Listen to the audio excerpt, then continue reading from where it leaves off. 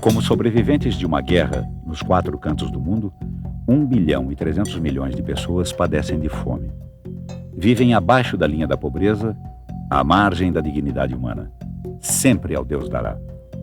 São involuntários combatentes da guerra da fome, que a cada ano mata 40 milhões de pessoas. E não acaba. Cotidianamente, é realimentada pelo abismo que separa os que têm e podem quase tudo dos que não têm nada. Foi a voz de um brasileiro que expôs a tragédia da fome. Josué de Castro denunciou, apontou causas e consequências. E, principalmente, ofereceu alternativas. Tout l'extraordinaire progrès du monde peut être remis en cause par le problème de la faim mondiale. Car la prise de conscience de ce problème conduit les peuples affamés à la révolte. Dans 20 ans, ou bien nous aurons la catastrophe par la famine mondiale, ou bien nous aurons l'abondance pour tous. Car on dispose des ressources naturelles, techniques et financières suffisantes pour résoudre le problème. Josué Apolônio de Castro, pernambucano de Recife, nasceu no dia 5 de setembro de 1908. Aos 21 anos formou-se em medicina, em filosofia aos 29. Médico, professor, cientista, geógrafo, sociólogo, foi acima de tudo humanista. A fome e a paz eram suas obsessões. Em 1935, com 27 anos de idade, produziu o primeiro estudo sobre as condições de vida dos operários de Recife. Documento contundente motivou a criação do salário mínimo no Brasil.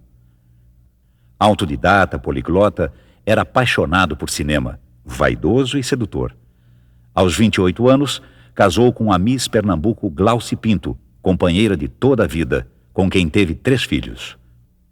Publicou 22 livros. Foi traduzido em 25 idiomas. Seu livro Geografia da Fome, de 1946, desenhou o mapa da fome no Brasil. 5 anos depois, publicava Geopolítica da Fome, Registro e Denúncia da Miséria no Mundo.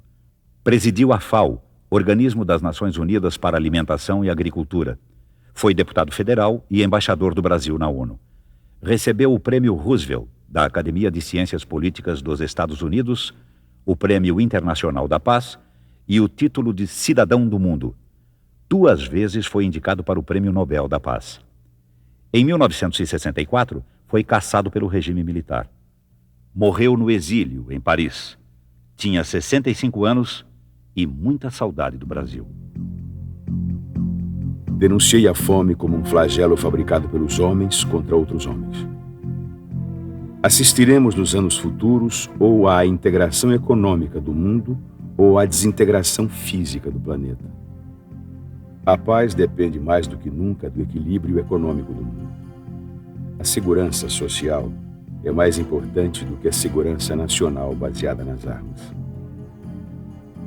Só há um tipo de verdadeiro desenvolvimento, o desenvolvimento do homem. Tecnicamente, o mundo não morrerá de fome. A fome é um problema político. Nem capitalismo, nem comunismo, mas uma outra coisa. Um dia, é possível que a sociedade em conjunto se constitua como organismo único. Os ingredientes da guerra são o ouro e as bombas atômicas. O ouro acumulado à custa do sofrimento e miséria de 2/3 da humanidade. E as bombas produzidas pela aplicação pervertida da ciência a serviço da destruição e da morte. Os ingredientes da paz são o pão e o amor. Sou um homem interessado pelo espetáculo do mundo.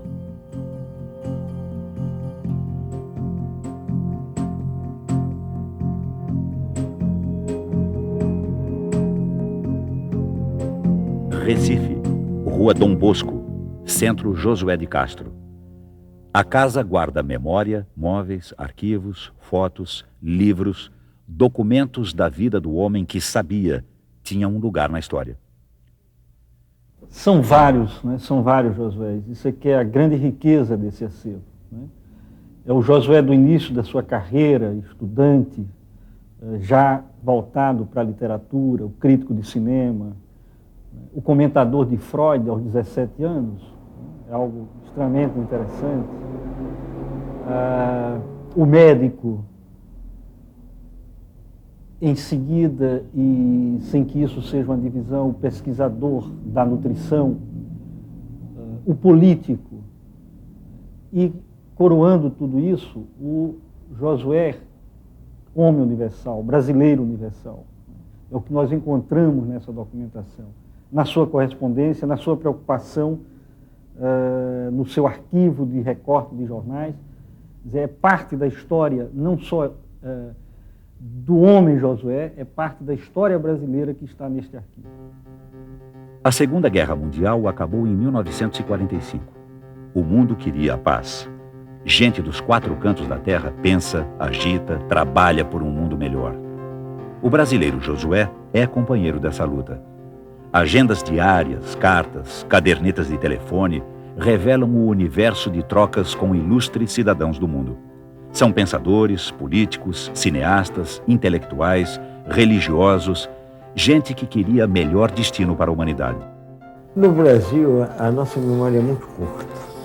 Josué é um desses homens, era um pernambucano, não é? Atrevido, como todo pernambucano, alegre, corajoso, um homem de grande ímpeto, de grande fibra, perseguido. Quando houve o golpe militar de 64, Josué passou a ser considerado subversivo, um inimigo da pátria, um comunista, um isso, um aquilo.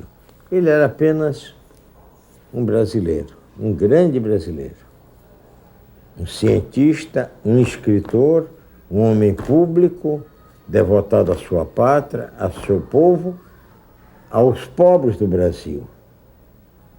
Sabia da injustiça, sabia das nossas mazelas, sabia da fome, e como ele sabia da fome. Eu gosto muito de falar sobre Josué, porque eu tenho um amor pelo Josué. Josué é uma das pessoas que eu mais admirei. Eu digo mesmo que o Josué é o homem mais inteligente e mais brilhante que eu conheci. E o diabo que me dava inveja de nobre, Josué era brilhante em todas as línguas. Era em português, em espanhol, era em inglês, em francês. Incrível. O talento do Josué era ofuscante. E olha que eu trabalhei com gente muito inteligente, como Anísio, durante anos. Anísio Teixeira, como Hermes Lima. Mas o Josué era realmente uma força, assim, de intelecto, como eu nunca vi outro. E ninguém tem ideia hoje da importância de Josué. Na década de 50, 60, a importância dele era tão grande que havia umas 5 personalidades importantes da humanidade que tinham que estar reunidas quando a ONU fizesse alguma coisa, quando ocorresse alguma coisa que importasse o gênero humano.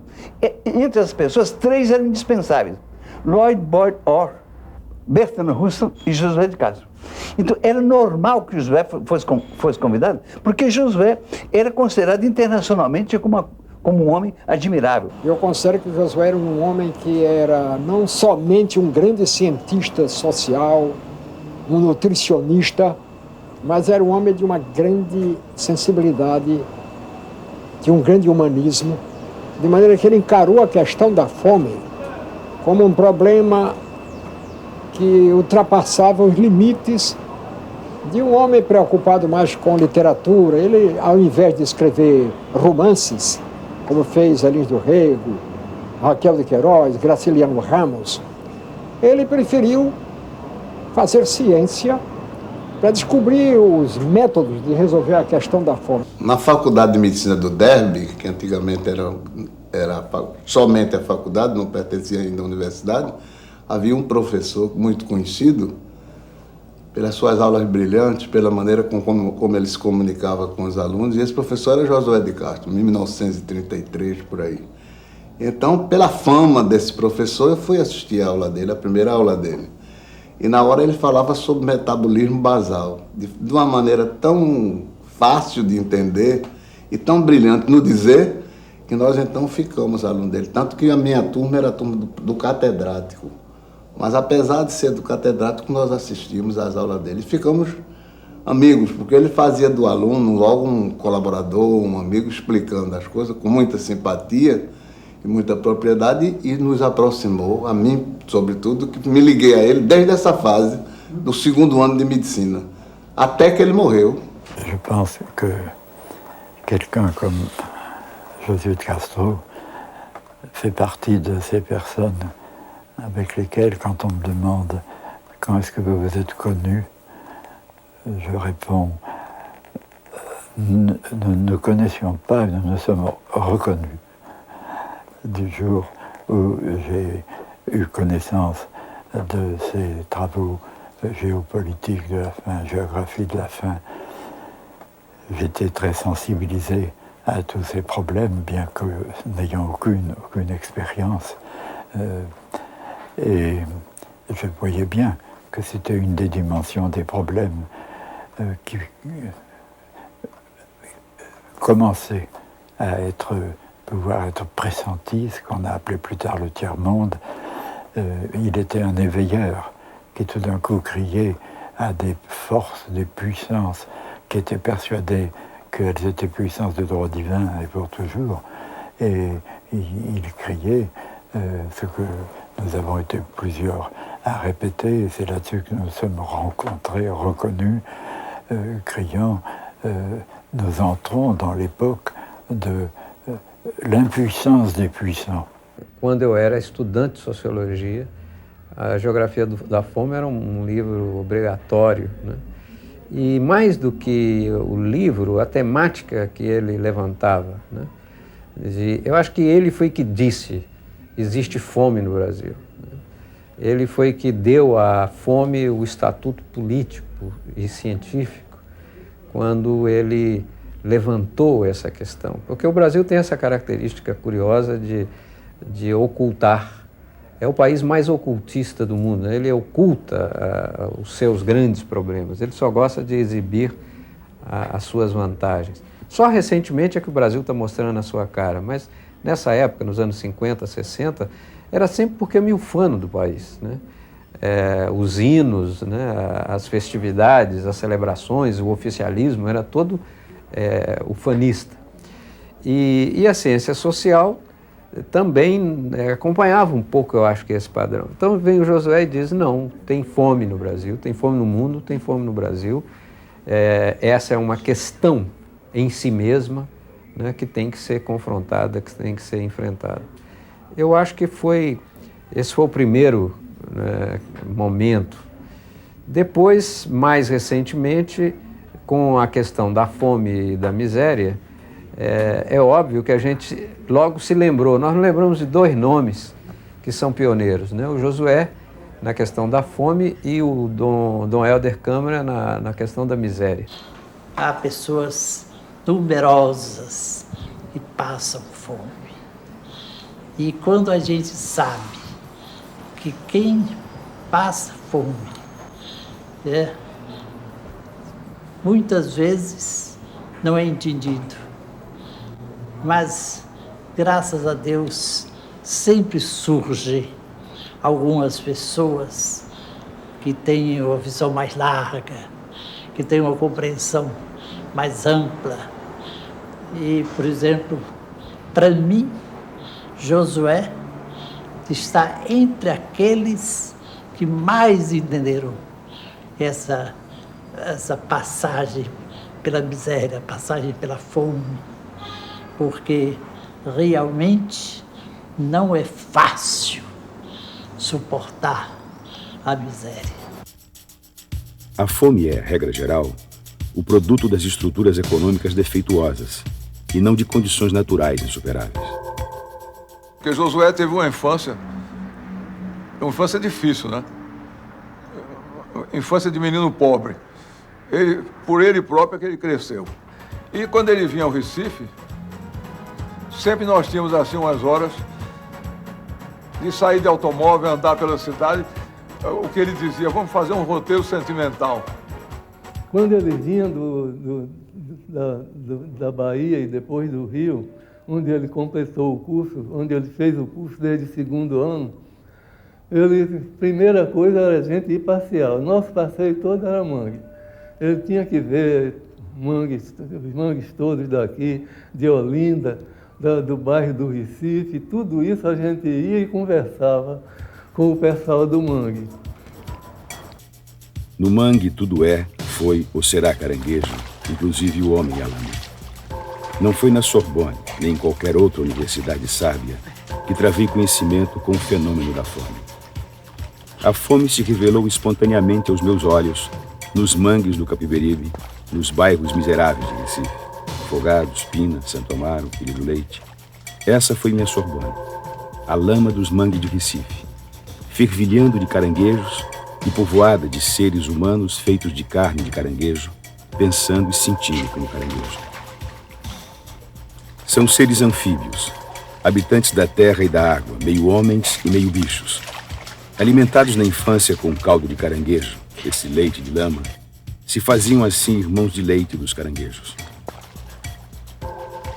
Cedo me dei conta desse estranho mimetismo, os homens se assemelhando em tudo aos caranguejos, arrastando-se, acachapando-se como caranguejos para poderem sobreviver.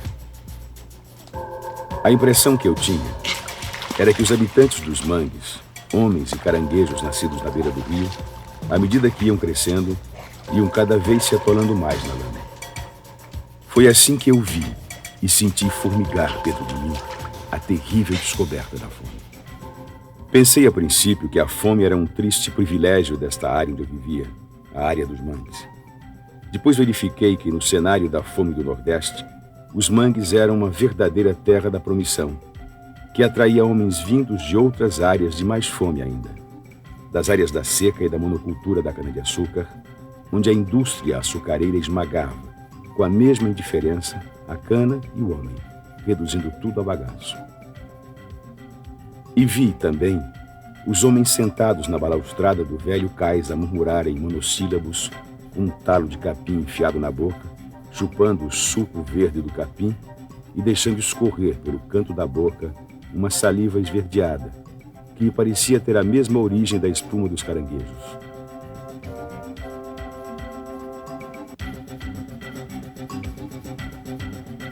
Vê-los agir, falar, lutar, sofrer, viver e morrer, era ver a própria fome modelando com suas despóticas mãos de ferro os heróis do maior drama da humanidade, o drama da fome.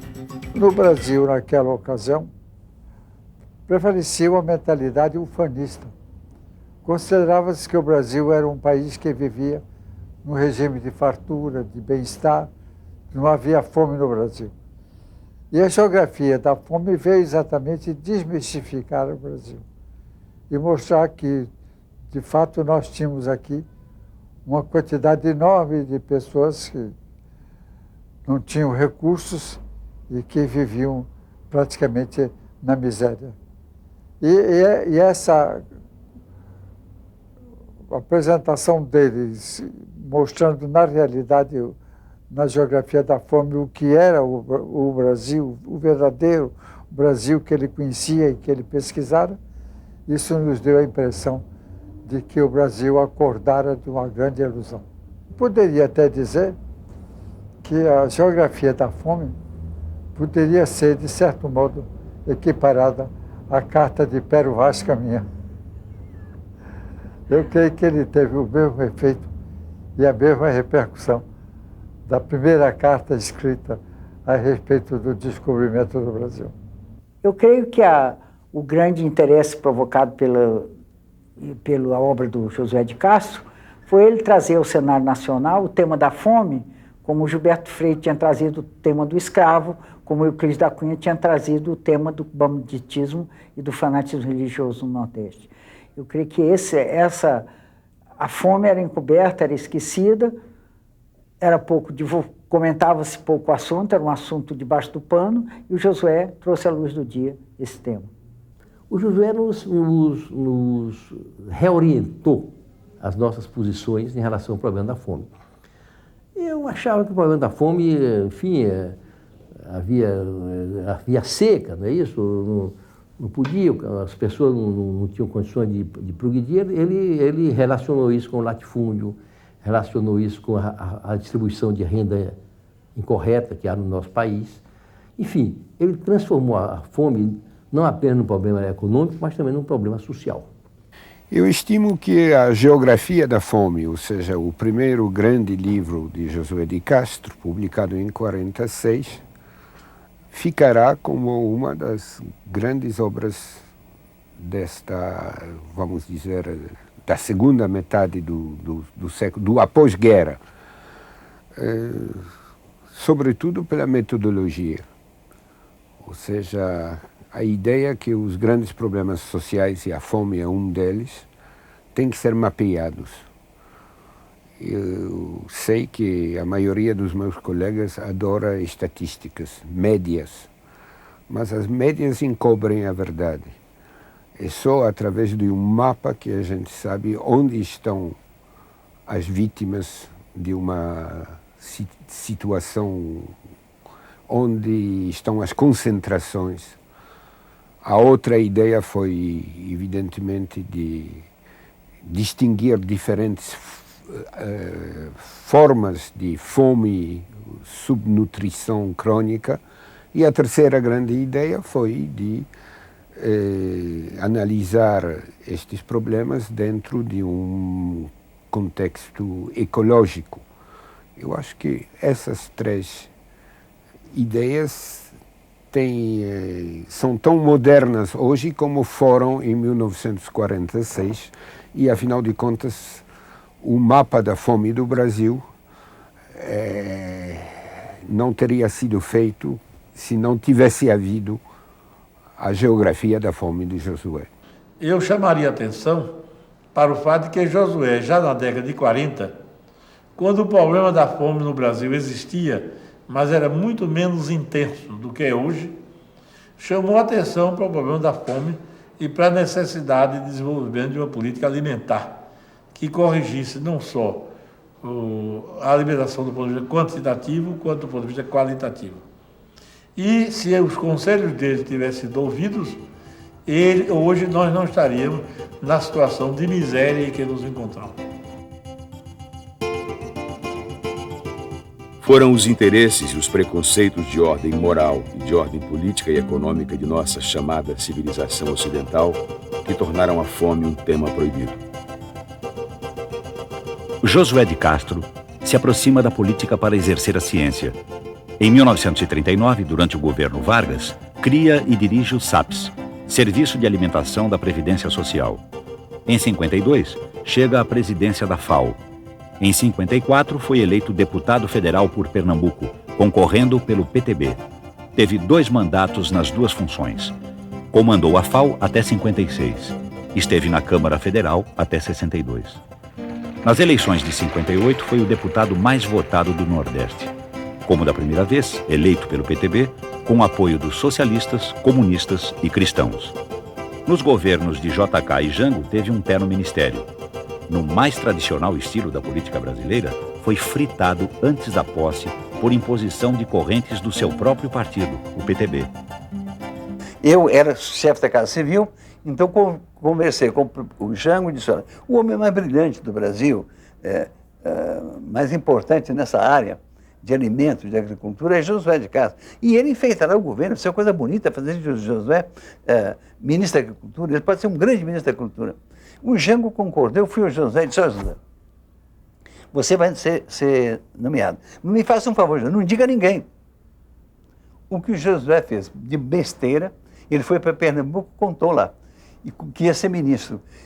O que acontece é que imediatamente surgiram os anticorpos. Uma quantidade de politicões foram em cima do Jango, em cima de mim, dizendo: olha, eu sou muito melhor membro do partido, Josué não põe o pé no Brasil, está sempre fora. Então, essa é uma coisa incrível, porque era um complô da mediocridade militante do partido, que achava que eles estavam lá lutando e que o Josué estava sempre fora, de que dar no Ministério Josué era um absurdo. Então, o partido dele, o PTB, impediu que o Josué fosse nomeado, uma coisa que já estava combinada, ministro da Agricultura. E é de pensar o que o Josué teria feito. Ele estava um vulcão de ideias, imaginando como fazer uma economia agrícola em que o povo comesse. É muito bom ter uma economia que produz muita soja para engordar porco no Japão, ou para engordar frango na Alemanha. Mas era preciso ter uma economia que produzisse mandioca, farinha de mandioca, feijão, arroz, o que o povo come. Então, o Josué é que ia tentar fazer essa reversão.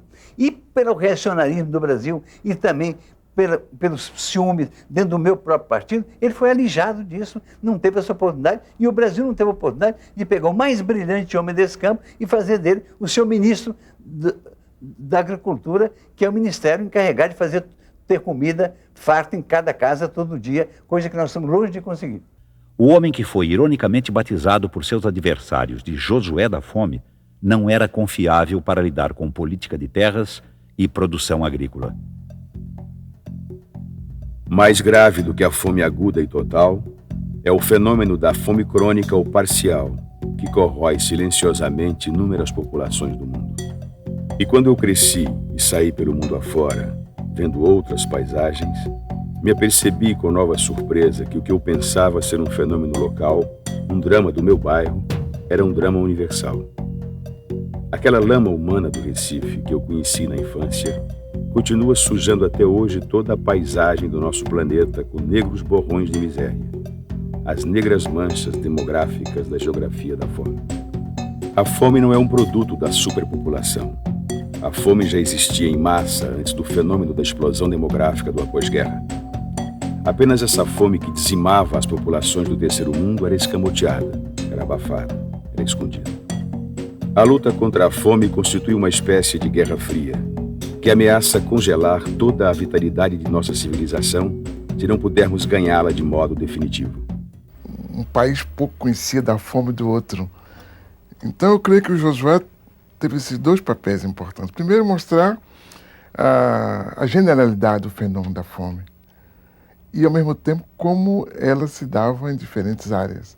Não é a mesma coisa a fome, como ele muito bem mostrou, no Nordeste da cana-de-açúcar, no Nordeste árido.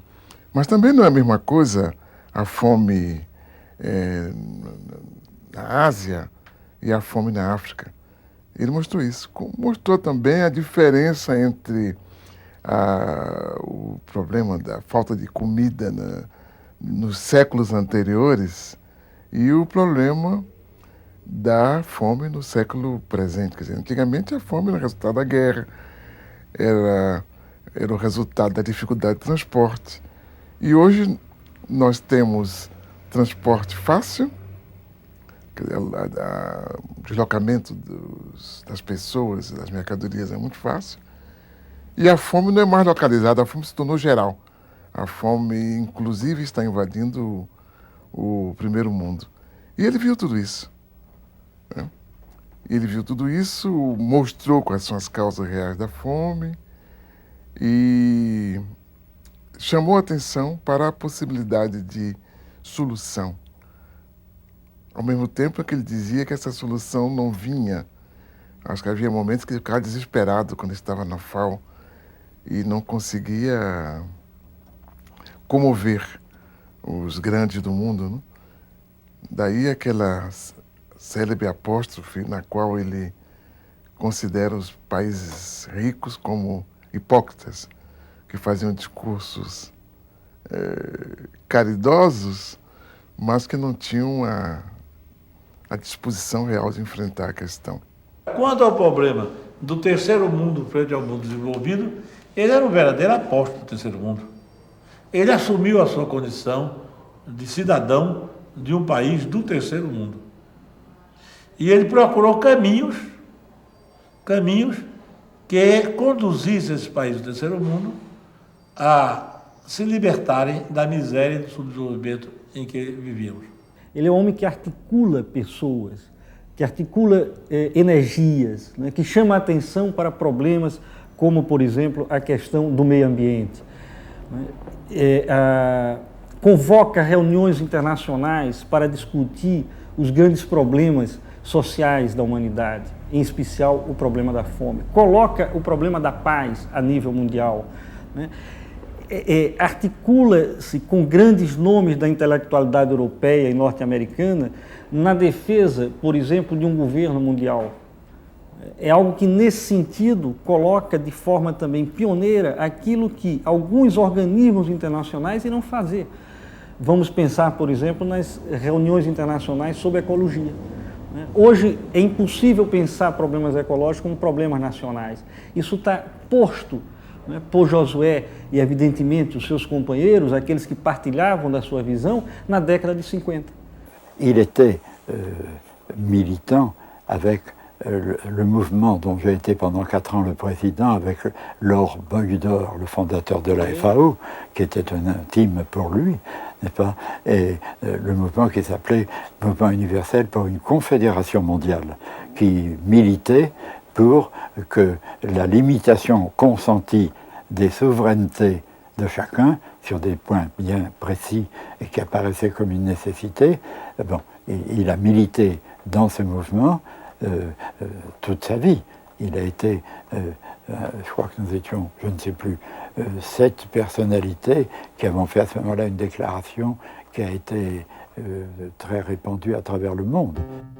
Para dominar realmente o problema do meio ambiente, seria preciso, além de uma ampla consulta geral indispensável, a autoridade de um governo mundial, ou, se a expressão incomoda, de uma instância planetária e soberana a ser definida. Na falta desta, é preciso tomar medidas indispensáveis. Ou podia frear seriamente a poluição se, neste campo, a ONU votasse uma resolução que limitasse a soberania nacional. Acalanto essa esperança, pois hoje a poluição constitui razão suficiente para que, finalmente, o mundial obtenha suas primeiras vitórias sobre o nacional. Sempre a favor da paz, Josué foi militante ativo nas lutas por igualdade econômica e social, pelo desarmamento e contra a Guerra Fria, que dividia o mundo em 2 blocos, capitalismo e comunismo. Em 1955, a Assembleia Mundial da Paz, reunida em Helsinki, deu a Josué o Prêmio Internacional da Paz de Ciências. Os ingredientes da paz são o pão e o amor, pregou Josué da Fome no seu discurso de agradecimento ao prêmio. Também aproveitou a ocasião para propor a criação de um fundo internacional de luta contra a fome. Certamente il signor De Castro ha una grande quantità di coraggio e poi anche ha della ragione, perché dopo tutto questi armamenti per cui si spende tanto di quel denaro, si potrebbero almeno, una quantità del denaro si potrebbe essere spesa nei cambi del mondo, nella campagna contro la fame, nello sviluppo delle risorse umane e delle risorse materiali.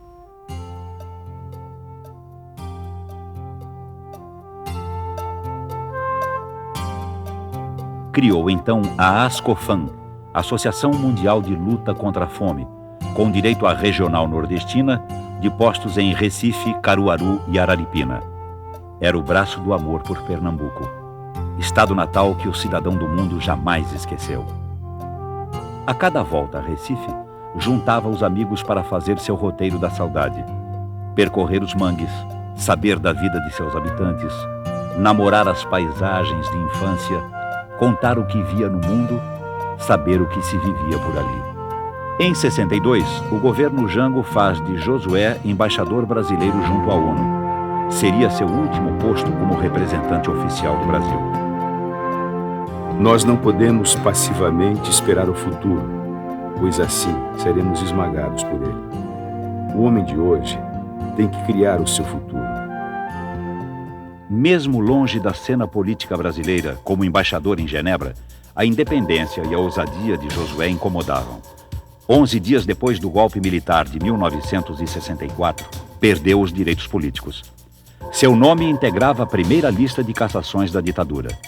Tinha entre os companheiros de infortúnio o presidente João Goulart, o ex-presidente Jânio Quadros, Darcy Ribeiro, Francisco Julião, Gregório Bezerra, Miguel Arraes, Pelópida Silveira, Luiz Carlos Prestes, Raul Riff, Leonel Brizola, Neiva Moreira. Josué tinha 56 anos. Escolheu Paris para seu exílio. Não abandonou a ciência nem a militância. Deu aulas na Sorbonne e em Vincennes, na Universidade de Paris. Criou e presidiu o CID, Centro Internacional para o Desenvolvimento. Intensificou a luta humanista. Não parou de pensar o mundo. Não parou de ousar apontar caminhos.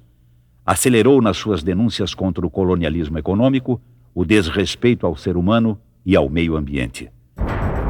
É imprescindível retransformar a economia de guerra em que vivemos em economia de paz e utilizar a enorme poupança que resultar do desarmamento parcial na obtenção de um tipo de desenvolvimento pacífico e igualitário, não poluidor. Mesmo de longe, a ditadura militar controlava Josué, taxado de notório comunista. Seus livros foram banidos das universidades brasileiras, seu nome censurado e proibido na imprensa, seu passaporte sistematicamente negado. Josué, caçado, ele continuou uma vida intensa, era um homem que adorava o trabalho, né? Ele fazia trabalhar, etc. Mas o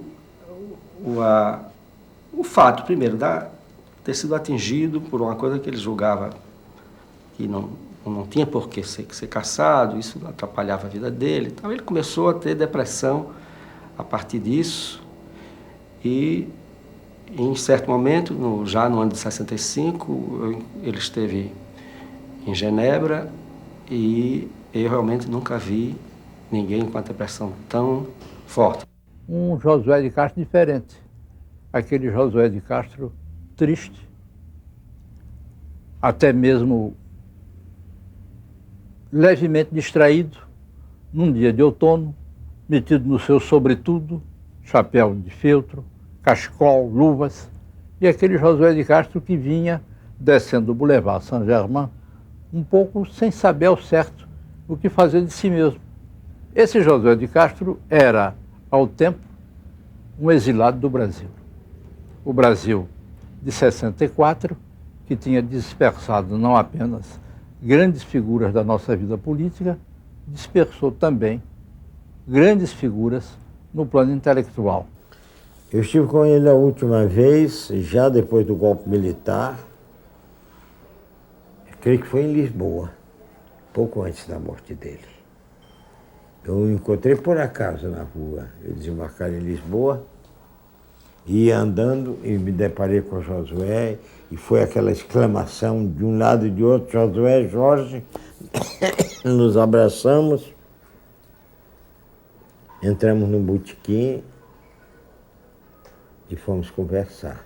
Foi a última vez que eu vi, a última vez. Ele estava bastante marcado já. Eu me lembro que eu saí, cheguei ao hotel e disse a Zé, encontrei Josué e fiquei muito triste. Eu achei ele muito quebrado, muito... Não sei se ele vai viver muito tempo. Infelizmente, ele tinha razão. Ele não viveu muito tempo, viveu muito pouco tempo. Não me lembro de ter ouvido um comentário sobre uma volta ao Brasil. E eu acho que era uma coisa que a gente já não falava mais. Eu acho que quando nós chegamos em Paris, em 64, nós todos sabíamos, estávamos certos que voltaríamos rapidamente para o Brasil. E a vida continua a mesma, um grande entusiasmo, muito trabalho. Eu ia para a escola, a mamãe em casa, viajavam muito os dois. Foi uma época que ele estava muito, muito ocupado, muitos convites. E nós falávamos muito em voltar ao Brasil em breve. A partir de quando, não sei, mas eu sei que talvez uns 5, 6 anos depois, eu acho que ninguém mais acreditava. E a minha impressão é que ele tinha mudado muito. Ele tinha mudado muito, que ele tinha épocas assim bem longas de tristeza, de abatimento, E eu acho que a gente eu não ouvia falar, não havia projeto de volta. O Brasil da ditadura tentava apagar da sua história Josué de Castro. Eu acho que todos os homens da minha geração leram José de Castro, por uma razão ou por outra. Ele foi, de facto, um grande sociólogo, de formação médica, mas que se dedicou toda a vida a tratar das questões da nutrição e os problemas da fome. O seu livro Geografia da Fome e Geopolítica da Fome foi um livro lido e discutido em Portugal, muito, na minha geração, quando eu era jovem. Eu depois tive a ocasião quando estava no exílio em Paris.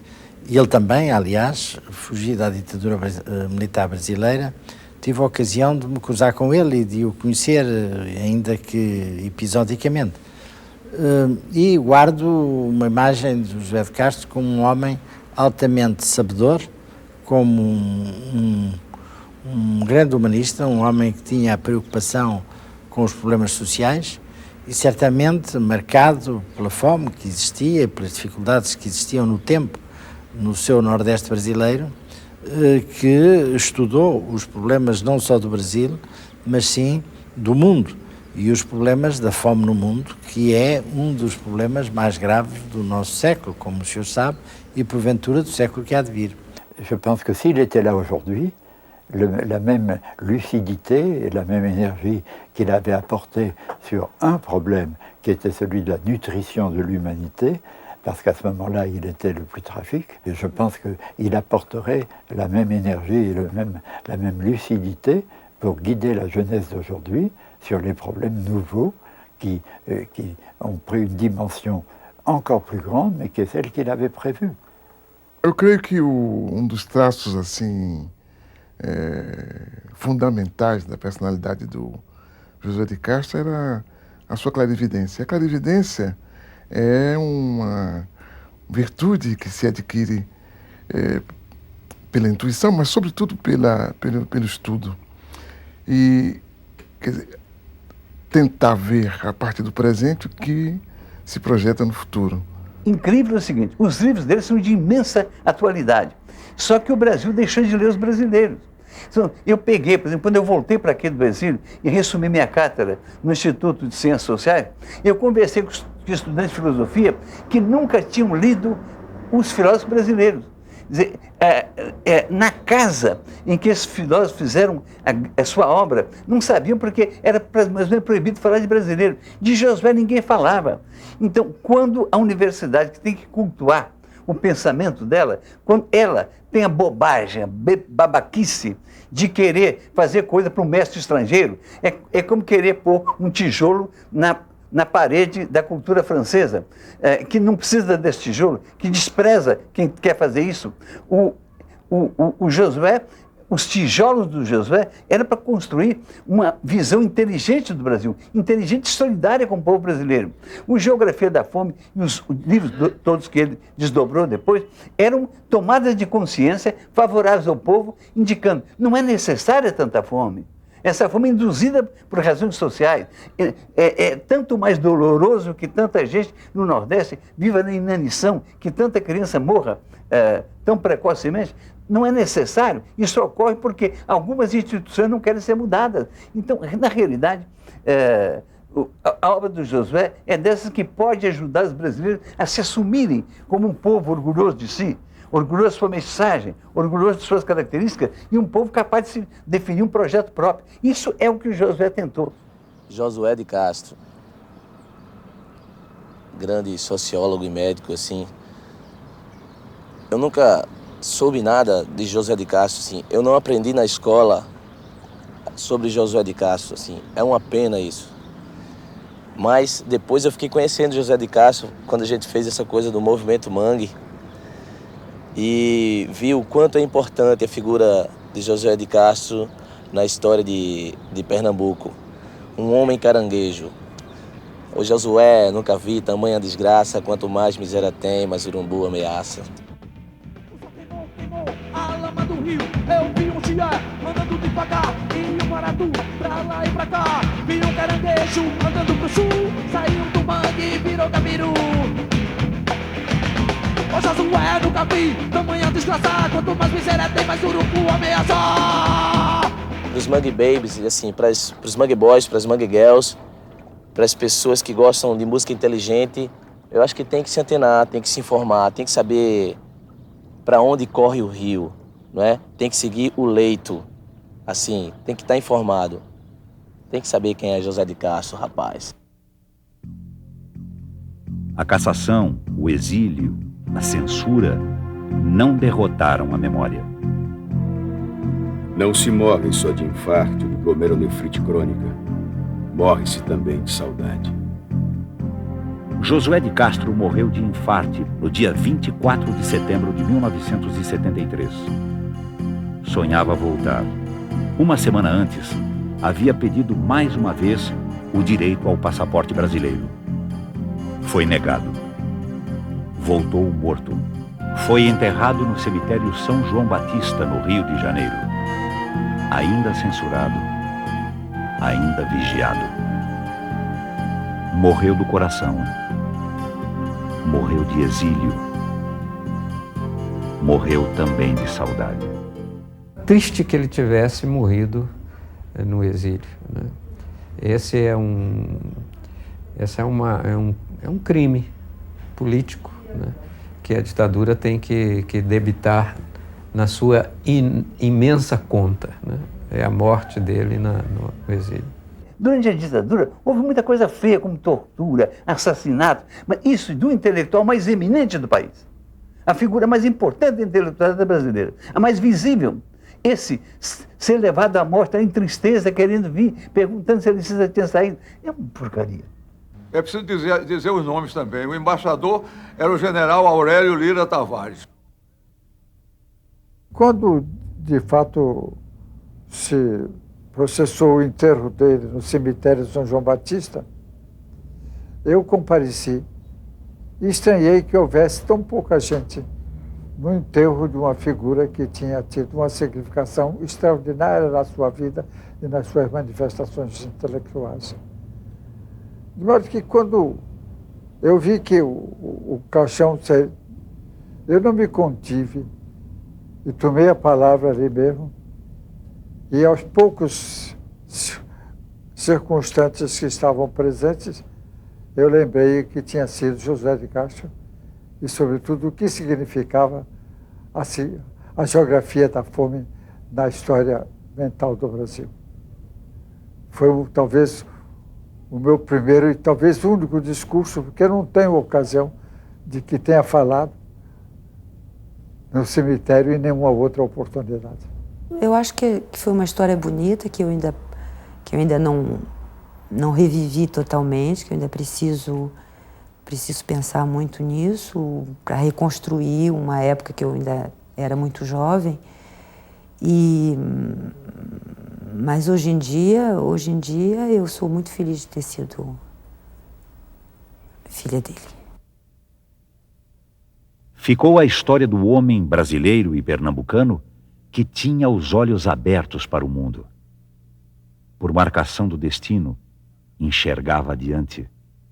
Viu em 70 o que vivemos em 90.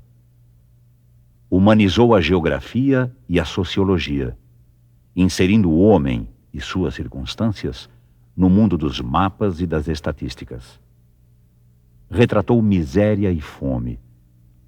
Pôs o dedo na ferida das desigualdades, sem nunca ter perdido as esperanças, sem nunca ter deixado de propor soluções. Josué Apolônio de Castro, o Josué da fome, foi um combatente da dignidade humana. Queria um mundo melhor.